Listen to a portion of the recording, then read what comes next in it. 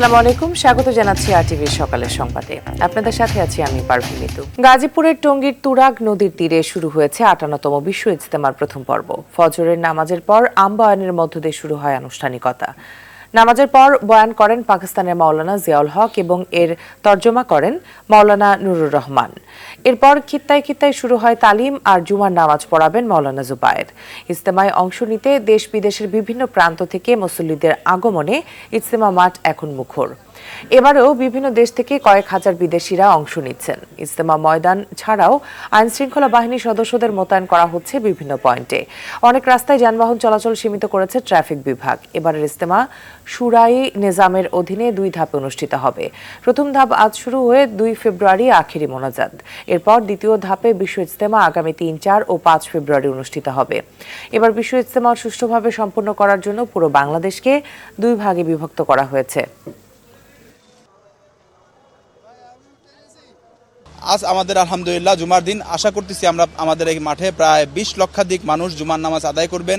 জুমার নামাজ পড়াবেন আমাদের মাওলানা জুবায়ের সাহেব এবং আসরের পরেও বয়ান হবে, জুমার পরেও বয়ান হবে। জুমার পরে আমাদের জর্ডানের শেখ ওমর খতিব সাহেব বয়ান করবেন।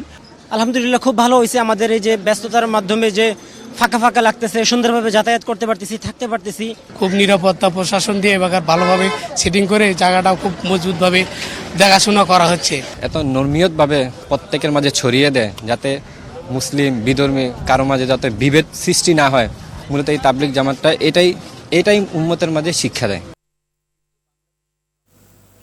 দর্শক, এই মুহূর্তে বিশ্ব ইজতেমার মাঠে আছেন সহকর্মী সাকিবুর রহমান। সাকিব, আইন শৃঙ্খলা পরিস্থিতি কেমন দেখছেন এবং মুসল্লিদের উপস্থিতি কেমন জানাবেন?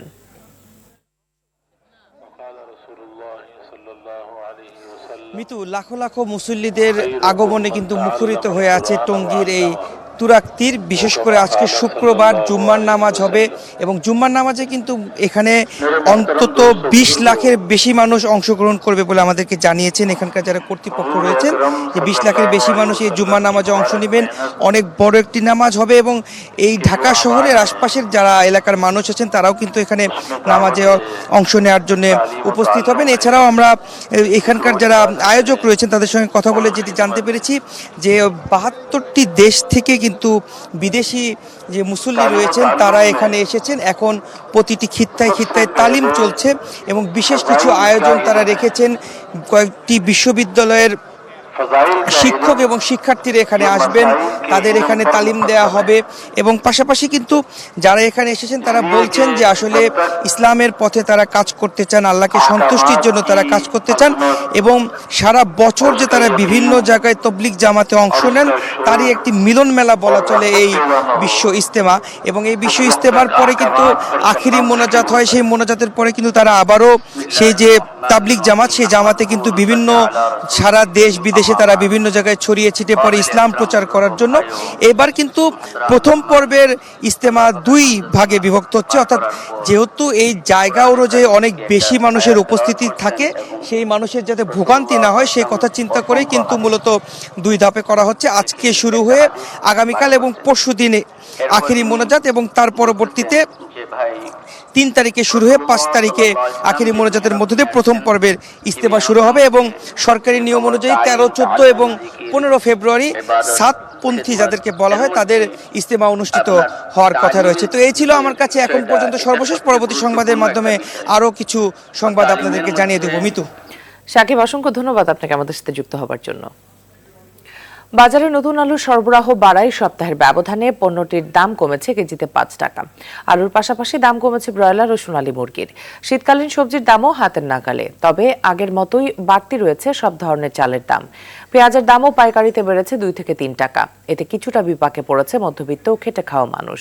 বিক্রেতারা বলছে ধানের দাম বাড়ার কারণে চালকল মালিকেরা চালের দাম বাড়িয়েছে। এদিকে দাম বাড়ার কারণ হিসেবে ব্যবসায়ীদের খোঁড়া যুক্তি মানতে নারাজ ক্রেতারা। ঠিকঠাক থাকলেও কমছে না চালের দাম, বিক্রি হচ্ছে আগের ৪ থেকে ৬ টাকা বাড়তি দাম।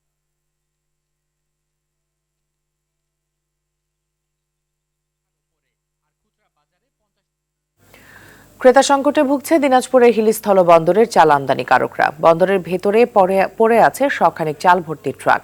ফলে দাম কমিয়েও ক্রেতা না পাওয়ায় বিপাকে পড়েছেন ব্যবসায়ীরা। দিনাজপুরের হিলি থেকে আব্দুল আজিজের পাঠানো প্রতিবেদন জানাচ্ছেন রেজওয়ান শরীফ। দেশের বাজারে চালের দাম নিয়ন্ত্রণে রাখতে আমদানির উদ্যোগ নেয় বাণিজ্য মন্ত্রণালয়। সরকার আমদানি শুল্ক প্রত্যাহার করলে ভারত থেকে চাল আনতে এলসি খোলেন ব্যবসায়ীরা। এরই প্রেক্ষিতে দিনাজপুরের হিলি স্থলবন্দর দিয়ে নিয়মিত চাল আসতে শুরু করে। প্রথম দিকে আমদানি কিছুটা কম হলেও বর্তমানে দৈনিক গড়ে 60 থেকে 70 ট্রাক চাল আসছে। এদিকে আমদানি বাড়লেও পাইকারি ক্রেতা সংকটে পড়েছে আমদানিকারকরা। বন্দরের ভেতর দিনের পর দিন পড়ে আছে ট্রাক ভর্তি চাল। প্রতি কেজি চালের দাম 3 থেকে 4 টাকা কমিয়েও ক্রেতা পাচ্ছেন না ব্যবসায়ীরা। ব্যবসায়িকদের সঙ্গে কথা বলে জানতে পেরেছি তাদের মাল বিক্রি হচ্ছে না, বিভিন্ন জায়গা থেকে পাইকার আসছে না, ব্যবসায়িকরা নতুন করে আমদানি করতে পারছে না কারণ আইপিও পাচ্ছে না, আর তাদের মালই বিক্রি হচ্ছে না। 2024 সালে নভেম্বর মাস থেকে চাল ঢোকা শুরু হয়। এই চালের বাজার প্রথম যখন চাল ঢোকে চালের বাজার এখন একটু কমেছে বাংলাদেশে চালের আমদানি হওয়ার ফলে। চাহিদা কমে যাওয়ায় এবং বিভিন্ন পথে চাল আসায় এই বন্দরে ক্রেতাদের উপস্থিতি কম বলে জানান পাইকাররা। দেশে চালের দাম কম থাকা বিধায় মোকামে চাল নিচ্ছে না, বাইরে জাহাজে মাল আসতেছে, এজন্য মালের দাম কম। চাল আমদানির একটা বড় অংশ এই বন্দর দিয়েই আনা হয় বলে জানান এই রাজস্ব কর্মকর্তা। স্থল শুল্ক স্টেশন দিয়ে প্রতিনিয়ত নিত্য পণ্য দ্রব্য সামগ্রী আমদানি হয়ে থাকে। এর মধ্যে সর্বোচ্চ সংখ্যক 50% চাউল আমদানি হয়ে থাকে। যেহেতু চাউলের আমদানি শুল্ক সরকার প্রত্যাহার করে নেওয়া হয়, উক্ত চাউল বন্দরে ঢোকার পরে সাথে সাথে আমরা শুল্কায়ন সম্পন্ন করে থাকি। আমদানি নির্ভরতা কমিয়ে ধানের উৎপাদন বাড়াতে মনোযোগী হওয়ার কথা বলেন সংশ্লিষ্টরা। রেজওয়ান শরীফ, আরটিভি। আমদানি শুল্ক অর্ধেক কমানোর পর কেজিতে 10 টাকা কমেছে চিনির দাম। প্যাকেট ও খোলা চিনি বিক্রি হচ্ছে 122 থেকে 125 টাকা দরে। বাজারে চিনির কোনো সংকট নেই জানিয়ে ব্যবসায়ী ও আমদানিকারকরা বলছে, রমজানের জন্য পর্যাপ্ত পরিমাণ চিনি পাইপলাইনে আছে। এদিকে দীর্ঘদিন বন্ধ থাকা রাষ্ট্রায়ত্ত 9টি চিনি কল চালু করতে যাচ্ছে সরকার। সেলিম মালিকের রিপোর্ট। কাটানোর পাশাপাশি দাম কমিয়ে আনতে গত অক্টোবরে আমদানি শুল্ক অর্ধেকে নামিয়ে আনে সরকার। 15% শুল্কে দেদারসে চিনি আমদানি করে প্রতিষ্ঠানগুলো। অতি আমদানিতে বাজারে কেজি প্রতি চিনির দর কমেছে 5 থেকে 10 টাকা। চিনির সরবরাহ তো ভালো আছে, এখন দাম কমার যেভাবে কমার কথা এভাবে কমে নেই। খোলা চিনিও 125, প্যাকেট চিনিও 125, তবে সরবরাহ ভালো আছে। কখন দেখা যাচ্ছে সামনে তো রমজান, সরবরাহ দেওয়ার কমাতে দাম বাড়বে আবার। বাজারে চিনির যথেষ্ট সরবরাহ রয়েছে বলে জানিয়েছে রাজধানীর মৌলভীবাজারের পাইকাররা। যতটুকু চাহিদা আছে অতটুকু ওই পরিমাণ আপনার সাপ্লাই দিতে পারতেছে, কোনো ঘাটতি নেই। ব্যবসায়ীরা চাইলে আপনার চিনি দেওয়া যায়। রমজানে আপনার মিলাররা যদি ইম্পোর্ট দিয়ে থাকে তাহলে তো সমস্যা হওয়ার কথা না।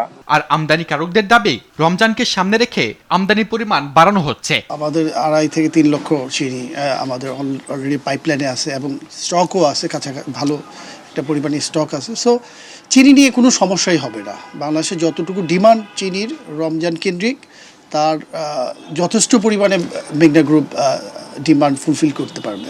তবে চীনে আমদানির বড় প্রতিষ্ঠান এস আলম গ্রুপের নিষ্ক্রিয়তায় যেন বাজারের সংকট সৃষ্টি না হয়, সেদিকে নজর দেওয়ার পরামর্শ ক্যাবের। গ্যাপ যেটা আছে সেই গ্যাপটা মিনিমাইজ করা, এটা অন্য কাউকে দিয়ে সেই গ্যাপটা ফিল আপ করার জন্য তাকে সুযোগ সুবিধা দিয়ে তাকে রেডি করে মাঠে অ্যাক্টিভ রাখা। এদিকে বাজারে চিনির সরবরাহ বাড়াতে রাষ্ট্রায়ত্ত 9টি চিনি কল চালু করতে যাচ্ছে অন্তর্বর্তী সরকার। বিষয়টিকে ইতিবাচক হিসেবে দেখছেন কৃষি বিশেষজ্ঞরা।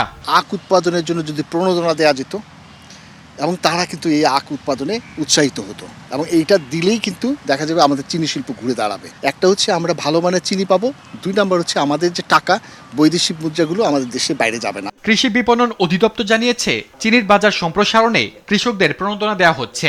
আমরা আশা করতেই পারি যে কিছুটা উৎপাদন বেশি হবে, এবং আমাদের আখের যে প্রোডাকশন সেখানেও যেহেতু বিভিন্নভাবে সরকারি প্রণোদনা আছে, কাজেই উৎপাদন দিন দিন বৃদ্ধি করার দিকে সরকারের জোরও আছে। কাজে আশা করা যায় অবশ্যই যে এটা সরবরাহ বৃদ্ধি পাবে। দেশে বছরে চিনির চাহিদা গড়ে 24 লাখ টন, আর রোজার চাহিদা 4 লাখ টনের মতো। সেলিম মালিক, আরটিভি, ঢাকা। দর্শক, এই মুহূর্তে রাজধানীর কারণ বাজারে আছেন সহকর্মী মাহিন আরাফাত, সরাসরি যুক্ত হচ্ছেন তিনি। মাহিন, আজকের বাজার পরিস্থিতি কেমন দেখছেন আর ক্রেতা বিক্রেতারা কি বলছেন?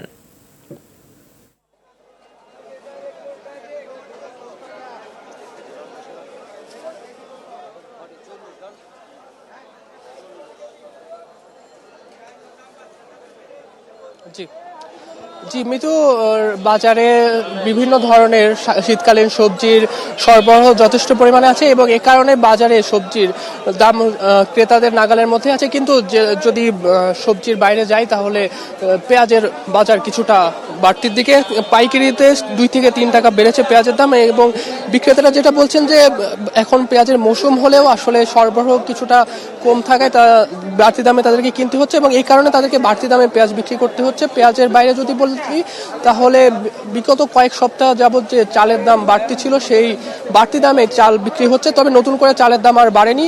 এর বাইরে সয়াবিন তেলের কথা বলতে পারি। সয়াবিন তেলের দাম বাড়ানোর জন্য সয়াবিন তেলের যে সরবরাহকারী প্রতিষ্ঠান এবং উৎপাদনকারী প্রতিষ্ঠানগুলো থেকে কয়েক দফা চেষ্টা করা হয়েছে এবং সরকারের কাছে চিঠি পাঠানো হয়েছিল, কিন্তু তারা আশানুরূপ সাড়া পায়নি এবং সে কারণে তারা সয়াবিন তেলের দাম বৃদ্ধি থেকে কিছুটা সরে এসেছে। কিন্তু তারপরেও বাজারে আসলে সয়াবিন তেলের সরবরাহ এখনও স্বাভাবিক হয়নি এবং বিক্রেতারা যেটা বলছেন যে তাদেরকে সয়াবিন তেলের গায়ে, বোতলের গায়ে যে দাম উল্লেখ করা আছে সেই দামেই কিনতে হচ্ছে এবং সেই দামেই তাদেরকে বিক্রি করতে হচ্ছে, ফলে তাদের সয়াবিন তেলে আসলে লাভ থাকছে না।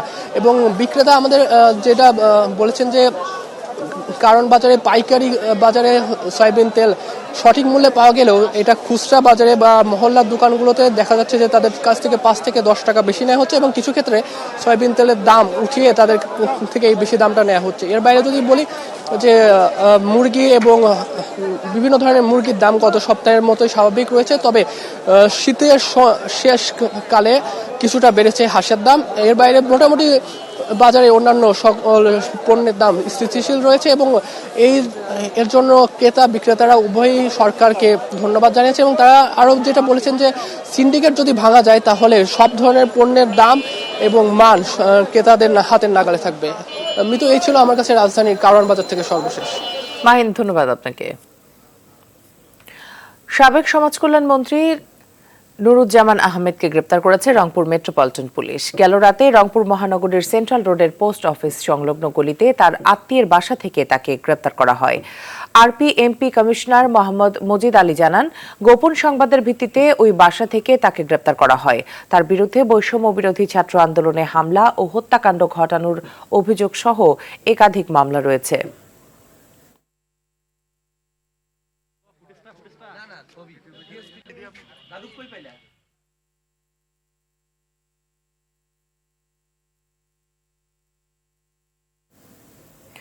দর্শক, এই মুহূর্তে রংপুর থেকে সরাসরি যুক্ত হচ্ছেন সহকর্মী জাহাঙ্গীর আলম বাদল।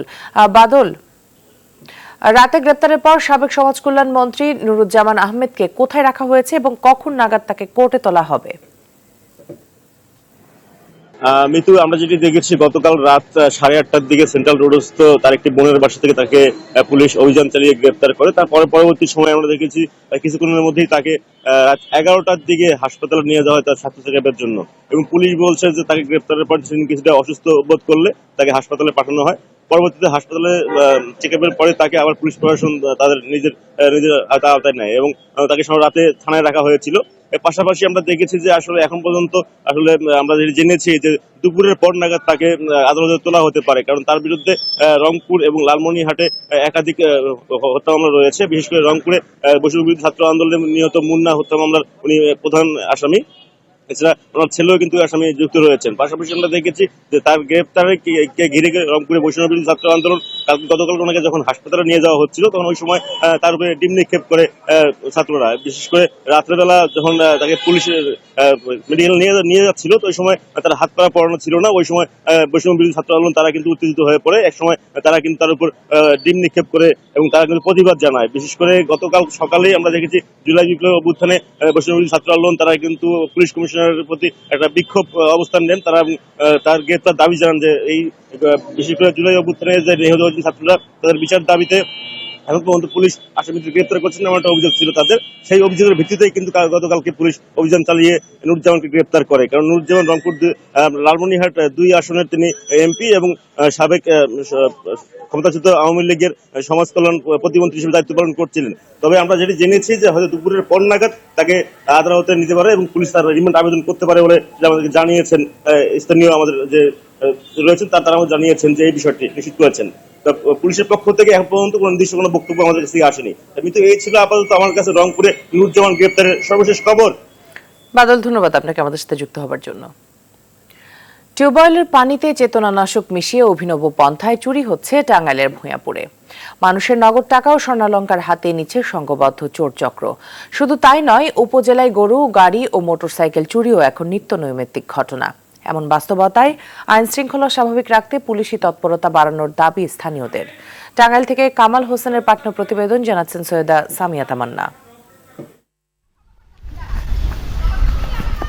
গত 25 জানুয়ারি টাঙ্গাইলের ভূঁইয়াপুরের ঝনঝনিয়া গ্রামের সাবেক সেনা সদস্য বীর মুক্তিযোদ্ধা আব্দুর রাজ্জাকের বাড়ির টিউবওয়েলের পানিতে চেতনানাশক ট্যাবলেট মিশিয়ে সবাইকে অচেতন করে নগদ 60,000 টাকা ও 3 ভরি স্বর্ণালংকার লুট করেছে সংঘবদ্ধ একটি চোর চক্র। আমার ঘরের উত্তরের পাশে রুমে দরজার সাথে কাটছে, কাইটা ওইখান থেকে ওনারা ঘরে ঢুকছি। বিদেশি কম্বল ওইগুলা ছিল 6টা কম্বল, 3টা কানের দুল, 2.5 ভরি স্বর্ণ নিছি। আশেপাশে যারা আছে তারাও তো হতভম্ব হয়ে গেছে যে আমার বাড়িতে এরকম হলো, তাদের বাড়িতে না জানি কি হয়। তাদের তো এরকম বাউন্ডারি করা নাই। ওই রাতেই উপজেলার 10টি বাড়িতে ঘটে এমন চুরির ঘটনা। এছাড়া টিউবওয়েলে চেতনানাশক ট্যাবলেট মেশানো পানি খেয়ে অসুস্থ হয়ে পড়ে শিশু ও বৃদ্ধ সহ অন্তত 20 জন। প্রায় প্রতিদিনই চুরির ঘটনায় আতঙ্কিত হয়ে নির্ঘুম রাত কাটাচ্ছে সাধারণ মানুষ। ঘুম থেকে ওইটা দেখে যে আমি বিছনায় থেকে নিচে পড়ে রয়েছি, এখন আর উঠতে পারি না। সেই যে এখনো তো ঝিমঝিম মানে চলতেছি, যে মনে হয় পইরা যাইতেছি, এই তো আর কাহিনী। ঝুলা সবাই পইরা যাইতেছে গা। তারপরে আসরের দিক দিয়ে তাদেরকে হসপিটালে ভর্তি করা হয়েছে। এখন আমরা তো অনেক দুশ্চিন্তার মধ্যে আছি। প্রশাসনেরা জানে দেখশন কইরা একটা ব্যবস্থা করে। এদিকে অপরাধীদের ধরতে পুলিশ তৎপর রয়েছে বলে জানিয়েছে পুলিশের এই কর্মকর্তা। আমরা সর্বোচ্চ চেষ্টা করতেছি যে তাদেরকে শনাক্ত করে তাদেরকে আইনের আওতায় আনার জন্য। পাশাপাশি জনসচেতনামূলকভাবে আমরা জনগণকে নিয়ে উদ্বুদ্ধ করতেছি টিউবওয়েলে যাতে পান করার আগে কিছুক্ষণ চাপ দিয়ে ফেলে দিয়ে তারপরে যাতে নতুন করে পানি নিয়ে করে। কেবল আশ্বাস নয়, চুরি প্রতিরোধে দ্রুত পদক্ষেপ দেখতে চায় ভূঁইয়াপুরবাসী। সৈয়দা সামিয়া তামান্না, RTV। কাজে আসছে না ভারতের উপহার দেয়া NICU সেবা সম্বলিত 4টি অ্যাম্বুলেন্স। ফলে 3 বছর ধরে ব্রাহ্মণবাড়িয়া জেলার হাসপাতালে গ্যারেজে এগুলো তালাবদ্ধ। এ সময়ের মধ্যে রোগী উঠেছে মাত্র একজন। এর জন্য অন্য অ্যাম্বুলেন্সের তুলনায় এগুলোর ইঞ্জিন ভারী ও বডি হালকা হওয়ায় নিয়ন্ত্রণ করা কঠিন বলছে সংশ্লিষ্টরা। এছাড়া NICUর নামে যে যন্ত্রপাতি স্থাপন করা হয়েছে তার নাম মাত্র। আখাউড়া থেকে সাদ্দাম হোসেনের তথ্যছবিতে জানাচ্ছেন ইমরুল কায়েস। 2021 সালে করোনা মহামারীর পর উপহার হিসেবে NICU সম্বলিত 109টি অ্যাম্বুলেন্স বাংলাদেশ সরকারকে উপহার দেয় ভারত, যার মধ্যে 4টি অ্যাম্বুলেন্স উপহার পায় ব্রাহ্মণবাড়িয়া জেলা। তবে দীর্ঘদিন পার হলেও কাজে আসছে না এসব উপহার। কর্তৃপক্ষ বলছে অন্যান্য অ্যাম্বুলেন্স থেকে এর লোড অনেক বেশি, সড়কে নিয়ন্ত্রণ করাও কঠিন। এছাড়া অন্যান্য অ্যাম্বুলেন্স থেকে ভিন্ন হওয়ায় ICU ব্যবস্থাপনা করা কঠিন। শুধু তাই নয়, এই অ্যাম্বুলেন্সের সঙ্গে সবসময় একজন চিকিৎসক থাকতে হয়। বিগত সময়ে এই অ্যাম্বুলেন্সের জন্য দেয়া হয়নি জ্বালানি তেলের বরাদ্দ। ফলে গেল 3 বছরে এই অ্যাম্বুলেন্স ব্যবহার হয়েছে মাত্র একবার। এরপর থেকে গ্যারেজে পড়ে আছে। পর্যাপ্ত সরঞ্জাম বা মেডিকেল অফিসার ও দক্ষ নার্স না থাকার কারণে এই অ্যাম্বুলেন্সটি এখানে পড়ে থাকে, অযথায় নষ্ট হচ্ছে। মানে এই গাড়িটা আসার পরে একবারই মেয়র সাহেব অসুস্থ ছিল, মেয়র সাহেব নেওয়া হয়েছিল। সার্বিক দিক দিয়ে বিবেচনা করলে দক্ষ ড্রাইভার এবং মেডিকেল অফিসার এবং সিস্টার প্রয়োজন। আখাউড়া মানুষ অনেকের সেবার জন্য এটা প্রয়োজন, কিন্তু এরা চাহিদা আছে, কিন্তু এটা এরা সেবা পাচ্ছে না। ভারতের দেয়া NICU সম্বলিত অ্যাম্বুলেন্স দীর্ঘদিন পড়ে থাকায় এর ইঞ্জিন ও ব্যাটারি নষ্ট হয়ে পড়েছে। এছাড়াও এর ICU নামমাত্র বলে জানায় এই কর্মকর্তা। অর্ধেক পথে গিয়ে গরম হয়ে যায়, ইঞ্জিন গরম হয়ে বন্ধ হয়ে যায়, পরে দেখা যায় যে রুগী নিয়ে ড্রাইভাররা বিপাকে পড়ে। যে জন্য অ্যাম্বুলেন্সগুলা অব্যবহৃত অবস্থায় পড়ে আছে। এবং এখন বর্তমানে আমার এই অ্যাম্বুলেন্সের যে পরিস্থিতি সেটা হচ্ছে এটার ব্যাটারি ডাউন হয়ে গেছে এবং চাকাও বসে গেছে। সব মিলে আমরা এটা চালানোর অনুপযোগী। ইমরুল কায়েস, RTV। আন্তর্জাতিক প্রসঙ্গ। যুদ্ধবিরতি চুক্তির অংশ হিসেবে দখলদার ইসরায়েলের কারাগার থেকে নতুন করে মুক্তি পেয়েছে 110 ফিলিস্তিনি। বৃহস্পতিবার ওফার কারাগার থেকে ছাড়া পান তারা। এর আগে 3 ইসরায়েলি জিম্মি ও থাইল্যান্ডের 5 নাগরিক সহ মোট 8 জনকে মুক্তি দেয় ফিলিস্তিনি সশস্ত্র গোষ্ঠী হামাস ও ইসলামিক জিহাদ। হামাসের পক্ষ থেকে তাদের সামরিক শাখার প্রধান মোহাম্মদ দেইফের নিহত নিশ্চিত করা হয়। গেল 13 জুলাই ফিলিস্তিনের গাজা উপত্যকার খান ইউনিস এলাকায় দেইফ নিহত হয় বলে জানানো হয় ইসরায়েলের পক্ষ থেকে। এদিকে গাজা ভূখণ্ডে ধ্বংসস্তূপের ভেতর থেকে আরও 42 ফিলিস্তিনের লাশ উদ্ধার করা হয়েছে।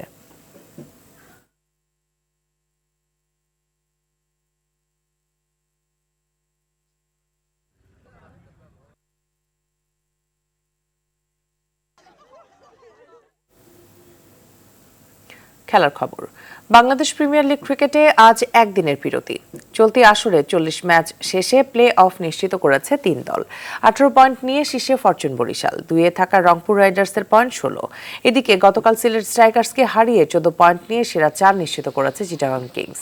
আগামীকাল দিনের দ্বিতীয় ম্যাচে দলটির প্রতিপক্ষ বরিশাল। ম্যাচটিতে জয় পেলে সুযোগ থাকবে 2-এ থেকে কোয়ালিফায়ার খেলার। মিরপুর শেরে বাংলা ক্রিকেট স্টেডিয়ামে ম্যাচ শুরু সন্ধ্যা 6:30টায়।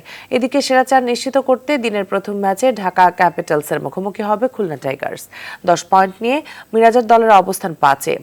এই ম্যাচে জয় পেলেই রান রেটের ব্যবধানে রাজশাহীকে পেছনে ফেলে এলিমিনেটর খেলবে খুলনা। মিরপুরে ম্যাচটি শুরু হবে দুপুর 1:30টায়।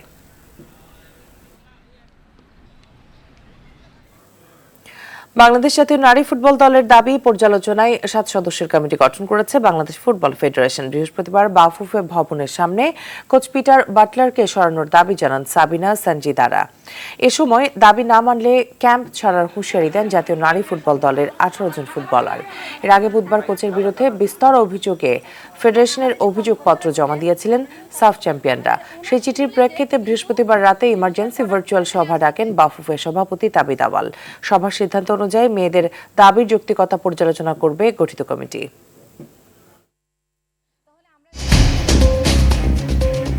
সকালের সংবাদ এ পর্যন্ত। মধ্যাহ্নের সংবাদ দুপুর 12টায় দেখার আমন্ত্রণ রইল। ধন্যবাদ সবাইকে।